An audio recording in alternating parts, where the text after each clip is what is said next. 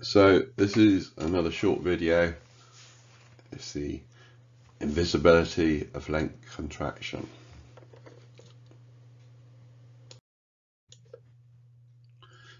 It's something I should have brought up a long time ago when I started doing these videos on relativity. You can actually see length contraction, and information is coming from this article highlighted here. The article says the idea that objects contract in length when they travel near the speed of light is a widely accepted consequence of Einstein's special relativity. But if you could have observed such an object, it wouldn't look shorter at all. Bizarrely, it would seem to have rotated, and the article goes on to explain that. And of course, they're using the image of Star Trek's Enterprise to represent their spaceship.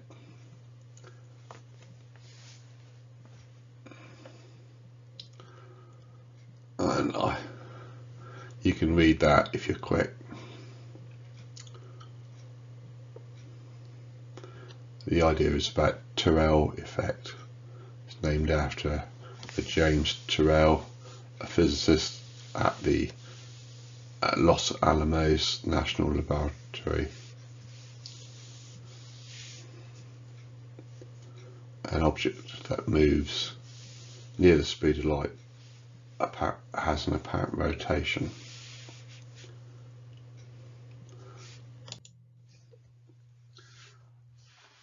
So this is the image of a dice. It's moving, and the faster it moves, the more the shape of the dice gets distorted and it appears to get rotated. And there's also another effect, the Doppler effect.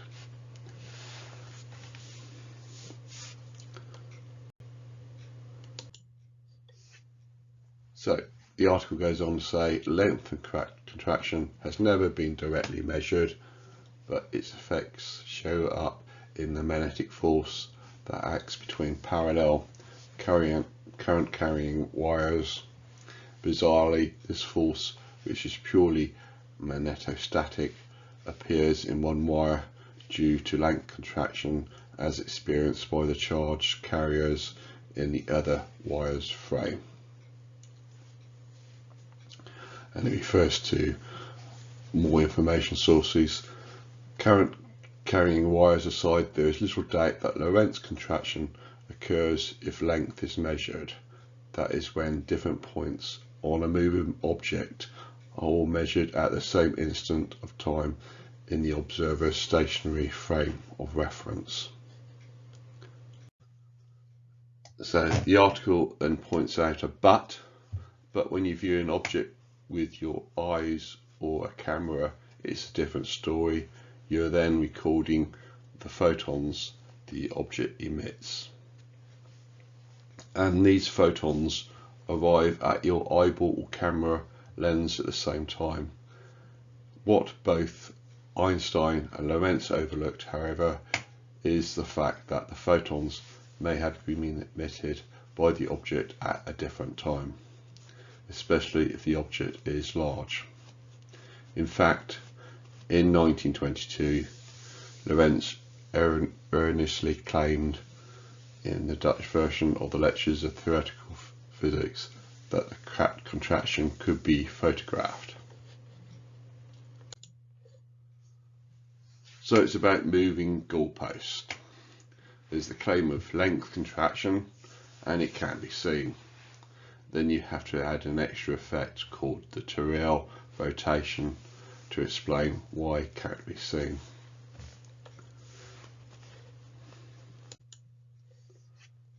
As well as invisibility of the length contraction, there is invisibility of time dilation, and the article that points that out is this one below here.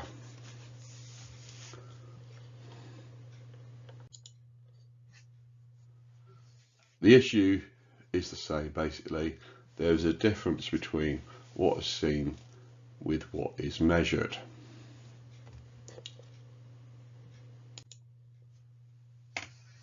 So for this twin paradox, the astronaut and the stay-at-home twin do not see the time dilation effect on each other's clocks when the journey happens, and there's an optical effect that hides this, and only when astronauts get back to rest frame of the stay-at-home twin is their clocks observed as different.